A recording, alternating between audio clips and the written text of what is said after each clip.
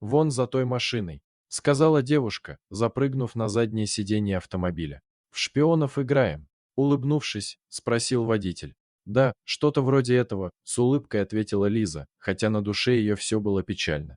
Ей вовсе не хотелось следить за собственным парнем, тем более который скоро станет отцом ее ребенка, но его поведение не оставляло ей выбора.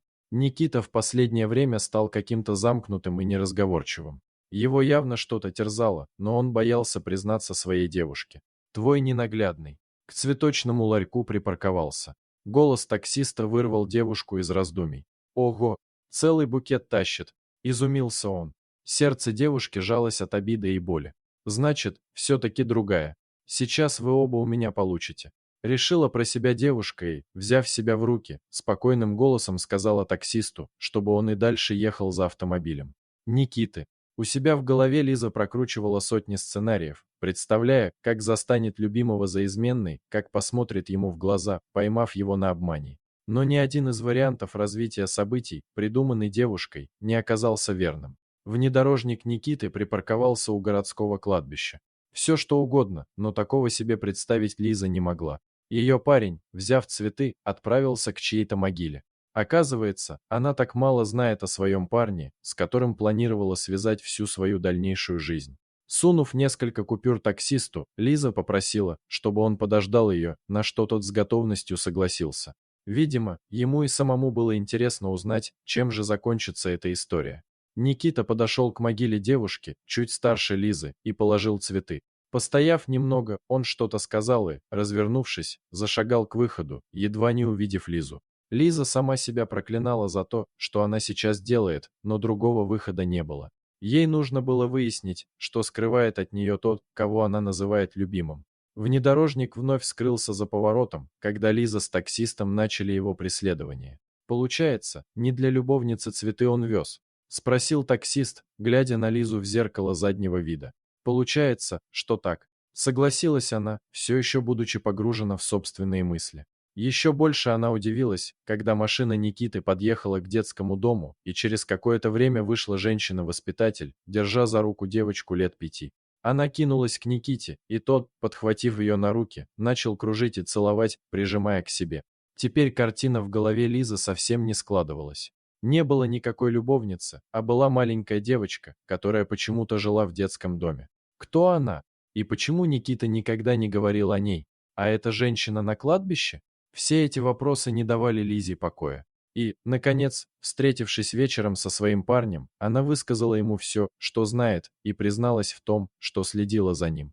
Никита выслушал ее, опустив голову. После ее вопросов он какое-то время сидел молча, обдумывая произошедшее, а потом вдруг сказал: «Ты знаешь, а так, наверное, даже лучше. Я уже давно собираюсь рассказать тебе все». И он грустно улыбнулся.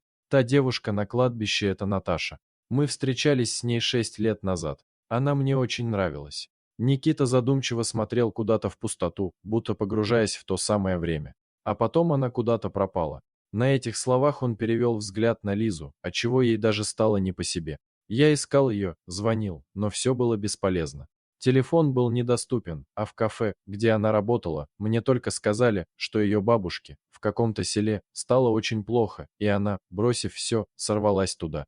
Что это за деревня была, мне так и не удалось выяснить. А потом я встретил тебя. Никита улыбнулся. Встретил и влюбился, как мальчишка. На самом деле, я даже не подозревал никогда, что так можно любить. На этих словах у парня покатились слезы. Было видно, что он не врет. И сейчас он откровенен с ней, как никогда. А откуда же я тогда знал, что Наташа не одна сбежала от меня в эту таинственную деревню? Улыбнувшись, он будто бы адресовал свой вопрос Лизе. «Не одна? А с кем?» – изумилась девушка. «А с той самой девчонкой, которую ты видела возле детского дома», – пояснил Никита, глядя куда-то в пол.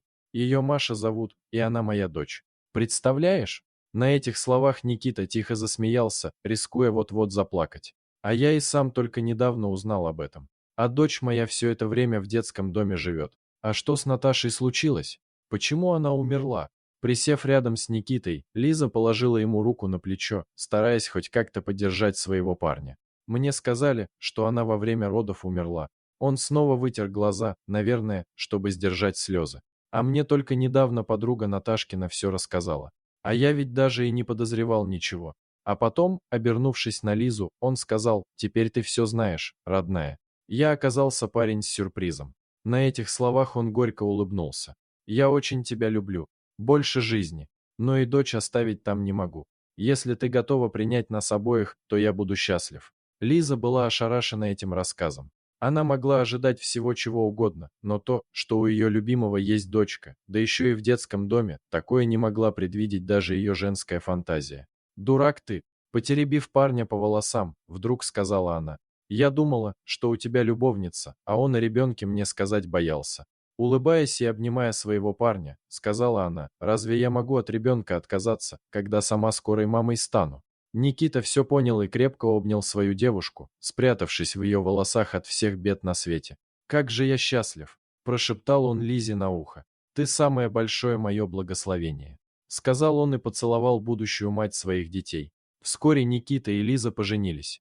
Теперь они стали мамой и папой сразу для двух детей. Первым делом они забрали Машу из детского дома, а вскоре у них появился сын Ваня. Кажется, счастье поселилось в их большой и шумной семье. Лиза смогла принять и полюбить Машу как собственную дочь, и та отвечала ей взаимностью. Все-таки насколько это важно уметь слышать и понимать любимого человека. Ведь если бы Лиза не смогла тогда понять своего парня, то и всего этого у них сейчас бы не было. Дорогие зрители, если вам понравилось это видео, то ставьте лайк и подписывайтесь на наш канал. До свидания.